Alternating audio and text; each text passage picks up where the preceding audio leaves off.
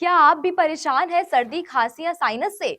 तो हम आपके लिए लाए हैं 3 in 1 स्टेम वेपोराइजर। तो पहले कफ स्टीमर जो आपकी खांसी को ठंडा करके सुकून देगी, और फिर ये नोजल इनहेलर जो आपके रेस्पिरेटरी सिस्टम को रिफ्रेश करती है। Last but not the least, nose vaporiser आपकी नाक को आराम से खुला रखने में भी मदद करती है। तो है ना ये कमाल।